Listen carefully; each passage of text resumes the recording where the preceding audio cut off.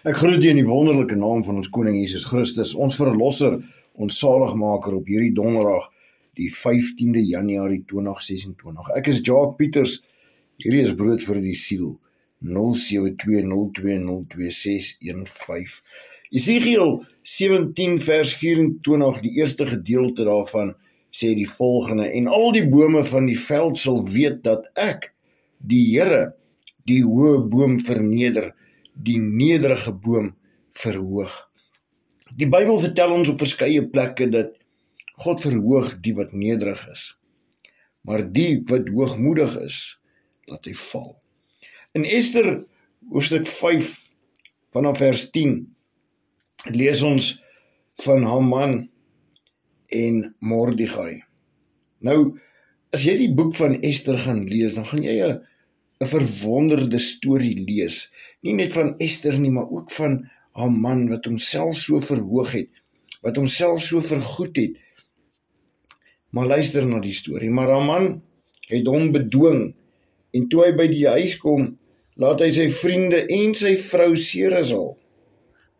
En Haman vertel hulle van die heerlikheid van sy rykdom en van die veelheid van sy seuns en van alles waarin die koning hom groot gemaak het en hoe hy hom verhef het bo die vorste en die dienaars van die koning. Verder sê Haman, selfs het koningin Ester niemand saam met die koning na die maaltyd laat kom, wat sy aangerig het nie. Is net vir my, en ook vir môre is ek deur haar genooi, saam met die koning. Maar dit alles baat my niks, solank as ek die Jood Mordegai in die poort van die koning sien sit. Toe sê sy vrou Ceres en al sy vriende vir hom, laat hulle 'n galg van 50 el hoog maak en sê môre vroeg aan die koning dat hulle Mordegai daaraan moet ophang. Gaan dan vrolik saam met die koning na die maaltyd. Die woord het Haman geval en hy het die galg laat maak. In dieselfde nag het die slaap van die koning gewyk en hy het gesê dat hulle die gedenkskrif, die kronieke, moes bring. En toe die koning voorgelees word, vind hulle daar geskrywe dat Mordegai openbaar gemaak het, dat Bigtana en Teres, 2 hofdienaars van die koning uit die drempelwagters, getraag het om die hand aan koning Ahasveros te slaan. Daarop sê die koning, watter eer en verhoging het Mordegai daarvoor te beurt geval? En die jongmanne van die koning, sy dienaars, het geantwoord, met hom het niks gebeur nie. Toe sê die koning, wie is in die voorhof? Juist toe Haman in die buitenste voorhof van die koninklike paleis kom, om aan die koning te sê dat hulle Mordegai moes ophang aan die galg wat hy vir hom laat oprig het. En die jongmanne van die koning antwoord hom, daar staan Haman in die voorhof. Toe sê die koning, laat hy inkom. Nadat Haman ingekom het, vra die koning hom, wat moet met die man gedoen word aan wie die koning eer wil bewys? Haman dink toe by homself, aan wie sou die koning eer wil bewys meer as aan my?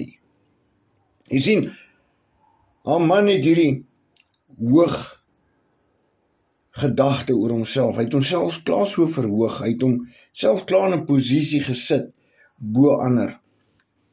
Vers 7 van hoofstuk 6 sê, daarom het Haman vir die koning gesê, die man aan wie die koning eer wil bewys, laat hulle 'n koninklike kleed bring waarmee die koning bekleed was en 'n perd waar die koning op gery het en op die kop waarvan 'n koninklike kroon gesit is. En laat hulle die kleed en die perd afgee aan een van die vorste van die koning, van die vername manne, dat hulle dit die man aantrek aan wie die koning eer wil bewys, en hulle moet hom laat ry op die perd oor die stadsplein en voor hom uitroep, so word gedoen aan die man aan wie die koning eer wil bewys.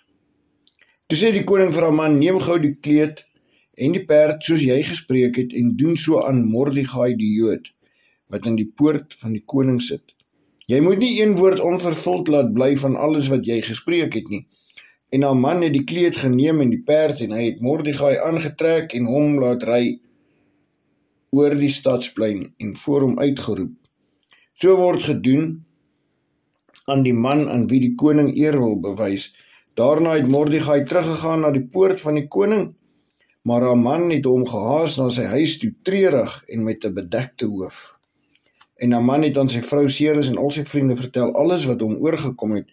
Toe sê sy wyse manne en sy vrou Seres vir hom: As Mordegai voor wie jy alreeds begin val het, uit die geslag van die Jode is, sal jy niks teen hom kan uitrig nie, maar heeltemal voor hom val. Jy weet, in hierdie woord laat my nou dink vanmôre. Daar is soveel mense wat teenkanting het teen die geroepenis van God, en dink hulle is hoër, of hulle spreek hulle self in 'n verhoogde vorm teen die kinders van die Here. Hulle maak van hulle self op 'n pedestal terwyl hulle die kinders van die Here probeer afbreek. Maar as die Here jou geroep het, as die Here jou gekies het, as die Here jou gestuur het, gaan niemand voor jou kan staan, of jou sal laat val nie. Behalwe die een wat die tou, die galg, vir jou opgestel het, sal self gehang word deur daai galg. Vers 14, onderwyl hulle nog met hom spreek, kom die hofdienaars van die koning aan. En hulle het Haman gou na die maaltyd gebring, wat Ester gereed gemaak het. En dan in hoofstuk 7, word Haman deur Ester aangekla en ter dood gebring. Die galg wat hy opgestel het vir Mordegai, word nou die galg waarmee hy self gehang word.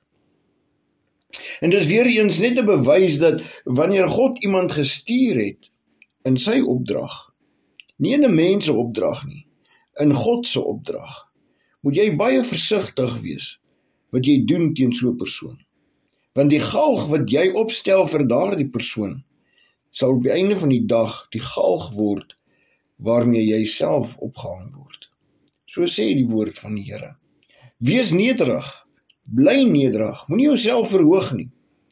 Want daar sien ons ook in Esegiel 17 vers 24, en al die bome van die veld sal weet dat ek die Here, die hoë boom, verneder, die nederige boom verhoog. So bly nederig, bly in God se woord, en gee God al die eer. Kom ons bid saam. Hemelse Vader, ons is dankbaar, Here, dat ons weet, wanneer U iemand gekies het, of gestuur het, weet ons, daai persoon het U beskerming. Daai persoon is onder die bloed van Christus Jesus. En die wat hulle self verhoog, maar U kinders, U gestuurdes, wil vertraag, in wat U toegepas het, Vader. Dat hulle 'n galg maak vir hulle self, en dat hulle 'n vyand word van U, o Vader, omdat hulle teen U self beklei wanneer hulle U uitgekiestes natuurlik wil bestraf. Vader, ons weet U kinders het U beskerming, en daarom sal daar geen vrees onder U kinders wees nie, maar wetende dat hulle staan in oorwinning alreeds, voor die geslagte, voor die aarde selfs gevorm was. En ons is dankbaar, Vader, dat ons elkeen kinders van die Allerhoogste God genoem kan word. Elkeen wat in U opdrag beweeg, weet dat in U genade hulle sal voortbestaan. Dat geen vyandstaande sal bly nie, maar dat hulle galg vir hulle uitgekies is. Dankie, Vader, vir U woord, U genade en U liefde, in Jesus naam. Amen. Onthou, lees self jou Bybel, moenie toelaat dat die wêreld jou mislei nie. Groete.